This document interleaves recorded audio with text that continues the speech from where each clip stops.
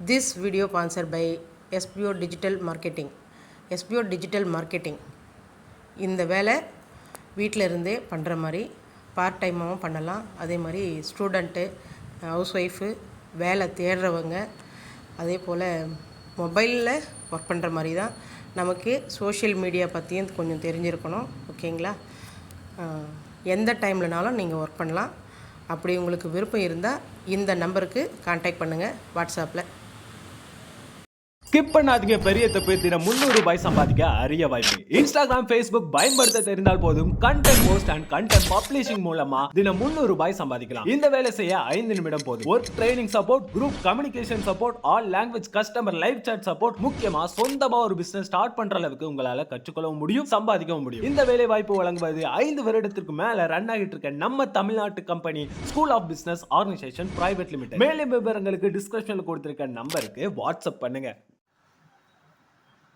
ஹாய்ங்க, இன்றைக்கி மீன் வறுவலுக்கு எவ்வளோ மசாலா போடணுன்றதும் எவ்வளோ மீன் இருக்குன்றதும் பார்த்துட்டு அதுக்கு தகுந்த மாதிரி மசாலாவை நம்ம ரெடி பண்ண போகிறோம்.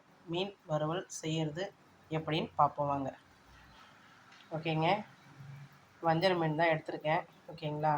எல்லாம் கழுவி க்ளீனாக வச்சுருக்கேன். அதே போல் இந்த மாதிரி மீனுக்கெல்லாம் நடுவில் நம்மளே வெட்டிக்கலாம். ஓகேங்களா? நான் லைட்டாக தான் கீறி விட்டுருக்கேன். அதே மாதிரி இந்த பாருங்கள், இந்த மாதிரி பீஸ் எல்லாம் கொஞ்சம் லைட்டாக நம்ம கீறி விட்டோம்னா நமக்கு நல்லா காரமெல்லாம் நல்லா உரைக்கும், சாப்பிட்றதுக்கு நல்லா டேஸ்ட்டாக இருக்கும். ஏன்னா அந்த மாதிரி பீஸுங்களுக்கு கொஞ்சம் காரமெல்லாம் போகாது. ஓகேங்களா? அதனால் நம்ம லைட்டாக நடுவில் கீறி விட்டுக்கலாம். இதை மீன் க்ளீன் பண்ணி ரெடி பண்ணியாச்சுங்க. இப்போது மசாலாவை பார்த்துக்கலாம் வாங்க. ஃபஸ்ட்டு மங்களகரமாக மஞ்சள் ஆரம்பிப்பேங்க. மஞ்சள் தேவையான அளவுக்கு எடுத்து வச்சுருக்கேன். உப்பு தேவையான அளவுக்கு எடுத்து வச்சுருக்கேன். அடுத்து வீட்டில் அரைச்சி வச்ச மசாலா தாங்க இது. மிளகாத்தூள் எடுத்து வச்சுருக்கேன். அடுத்து நம்ம வெறும் மிளகாத்தூள், ஏன்னா நமக்கு வீட்டில் அரைச்ச மிளகாத்தூள் காரம் அவ்வளோவா இருக்காது, அதனால் கொஞ்சம் போல் வெறும் மிளகாத்தூளும் எடுத்து வச்சுருக்கேன். இது காஷ்மீர் மிளகாத்தூளுங்க. ஓகேங்களா? இது நம்மளோட மீன் வறுவலோட கலருக்காக கொஞ்சம் போல் காஷ்மீர் மிளகாத்தூள். இது ஹாஃப் லெமனுங்க. ஓகேங்களா? இஞ்சி பூண்டு 1 ஸ்பூன் எடுத்து வச்சுருக்கேன். ஓகேங்களா? இது தாங்க தேவையான அளவு. அதே போல் மீன் பார்த்திங்கன்னா நமக்கு எப்படியும் ஒரு 1 கிலோவுக்கு மேலே இருக்குங்க தாராளமாக. ஓகேங்களா? அதுக்கு தகுந்த அளவு தாங்க இந்த மசாலாக்கள். ஓகேங்க, வாங்க இப்போ மசாலா எல்லாத்தையும் ரெடி பண்ணிக்கலாம். ஓகேங்க, இஞ்சி சேர்த்துக்கலாம். அடுத்து எடுத்து வச்ச மசாலாக்கள் எல்லாத்தையும் ஒன்றா கொட்டிடுவோங்க. மசாலா போட்டாச்சுங்க. இப்போ அடுத்து லெமனை நல்லா பிசைஞ்சு விட்டுருங்க. லெமன் பிசைஞ்சு விட்டாச்சுங்க. இப்போ அடுத்தது லைட்டாக தண்ணி மட்டும் கலந்துக்கலாங்க. ஓகேங்க, நல்லா கரெக்டாக தண்ணி விட்டு நல்லா கலந்தாச்சுங்க. ஏன்னா நம்ம ரொம்ப நேரம் மிளகாத்தூளில் கை வச்சோம்னா நமக்கு கை நல்லா எரியும். அதனால் நான் இப்போ ஸ்பூனில் கலந்துட்டேன்.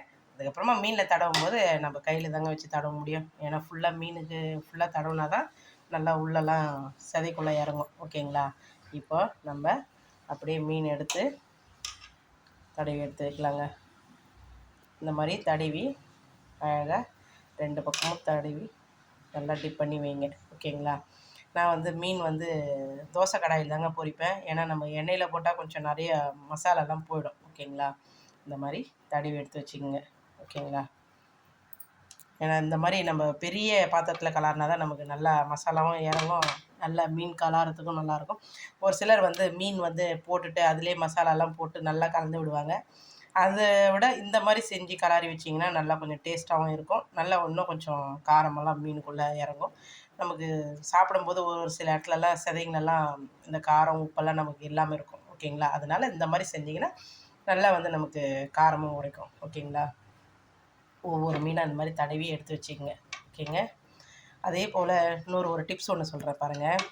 நமக்கு இந்த மாதிரி மசாலா போடும்போது நமக்கு உப்பு கரெக்டாக இருக்கான்னு தெரியாது. நமக்கு செஞ்சு சாப்பிடும்போது தான் நமக்கு அது தெரியும். ஓகேங்களா? அதுக்கு ஈஸியாக ஒரு டிப்ஸ் என்னென்னா, நம்ம மசாலா கலக்கும் போதே நமக்கு அந்த உப்போட வாசனை நல்லா வந்ததுன்னு வச்சிங்களேன், அது நல்லா தாராளமாக வந்து நமக்கு உப்பு கரெக்டாக இருக்குன்றது தெரியும். கொஞ்சம் கம்மியாக இருக்குது, மசாலாவோட வாசனை மட்டும் தெரிஞ்சதுன்னா உப்பு கொஞ்சம் கம்மியாக இருக்குன்னு அர்த்தம். அதே மாதிரி உப்போடு சேர்ந்து அந்த வாசனை வரும்போது நமக்கு நல்லா தெரியும். ஓகேங்களா? நீங்கள் லைட்டாக உங்களுக்கு தெரிஞ்சதுன்னா லைட்டாக ஸ்மெல் பண்ணி பாருங்கள், உங்களுக்கே நல்லா தெரியும். உப்போட வாசனை கொஞ்சம் அதிகமாக தெரியும், மசாலா கொஞ்சம் அதிகமாக இருந்ததுன்னா மசாலாவோட வாசனை தெரியும். உப்பு கரெக்டாக இருந்ததுன்னா நமக்கு மசாலாவோடு சேர்ந்து அந்த உப்போட வாசனையும் நல்லா வருங்க. ஓகேங்களா? இது என்னோடய சின்ன டிப்ஸு. நான் எப்போவுமே சமைக்கும்போது வந்து வாசனைக்கு இப்போ என்னது டேஸ்ட் பண்ணி பார்க்குறத விட வாசனையே பிடிப்பேன். அப்போயே தெரிஞ்சிடும் உப்பு கொஞ்சம் கரெக்டாக இருக்குது இல்லை கம்மியாக இருக்குன்றது கண்டுபிடிச்சிருவேன். இது சின்னதாக ஒரு டிப்ஸு, நீங்களும் ட்ரை பண்ணி பாருங்கள். ஓகேங்களா? பொரிக்கும் போது பார்ப்போங்க எப்படி இருக்குன்னு. இது மசாலாலாம் நல்லா கிளறி வச்சு ஒரு 1/2 அன் ஹவர் ஃப்ரிட்ஜுக்குள்ளே வச்சுட்டு அதுக்கப்புறமா பொரிங்க. நல்லா 1/2 அன் ஹவர்ன்றது ஒரு 1 ஹவர் கூட ஊறட்டங்க. நல்லா ஊறிச்சுன்னா நல்லா மீனில் மசாலாலாம் நல்லா இறங்கும். ஓகேங்களா? ஒரு 1 ஹவர் கூட ஃப்ரீசர்லேயோ இல்லை ஃப்ரிட்ஜ்லேயோ கூட, நார்மல் ஃப்ரிட்ஜ்லேயோ கூட வச்சுட்டு வைங்க. வச்சு பொரிச்சு எடுத்து பாருங்கள் எப்படி இருக்குன்ட்டு. ஓகேங்களா? நான் பொரிச்சதுக்கப்புறமா காமிக்கிறேங்க. மசாலாலாம் நல்லா தடவி வைங்க இந்த மாதிரி.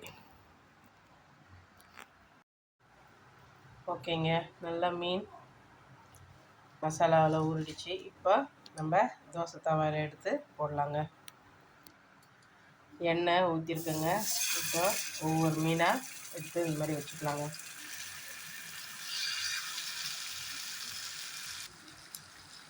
ஓகேங்க, மீனெல்லாம் நல்லா போட்டாச்சு. தேவையான அளவுக்கு சிம்மிலே வச்சு கொஞ்ச நேரம் வேக விடுங்க. அதுக்கப்புறமா மறுபடியும் திருப்பி போடுங்க. ஓகேங்க, திருப்பி போட்டாச்சு பாருங்கள். ஏன் நான் வந்து மீன் வந்து தோசை தவாவில் வறுத்தா நல்லாயிருக்குன்னு சொல்கிறேன்னா, மசாலா வந்து நம்ம எண்ணெயில் போடும்போது மசாலாலாம் கொஞ்சம் வெளியே வந்துடும். அதே மாதிரி இந்த மாதிரி தோசை தவாவில் போட்டோம்னா பாருங்கள், நல்லா பாருங்கள், மசாலா எல்லாம் அப்படியே மீனோடவே ஒட்டி இருக்குது. ஓகேங்களா? அதனால் தோசை தவாயில் போட்டால் நல்லாயிருக்குன்னு சொல்கிறேன். எனக்கு வந்து தோசை தவாயில் போட்டது பிடிக்கும். அதேமாரி நல்லா டேஸ்ட்டாகவும் இருக்கும். நான் ரெண்டுமே ட்ரை பண்ணி பார்த்துருக்கேன். ஓகேங்களா? நீங்களும் ட்ரை பண்ணி பாருங்கள். ட்ரை பண்ணி பார்த்துட்டு எப்படி இருக்குன்னு நீங்களும் கமெண்ட் பண்ணுங்கள். முடிஞ்சால் என்னோடய சேனல் பிடிச்சிருந்தா சப்ஸ்கிரைப் பண்ணுங்கள், லைக் பண்ணுங்கள், ஷேர் பண்ணுங்கள்.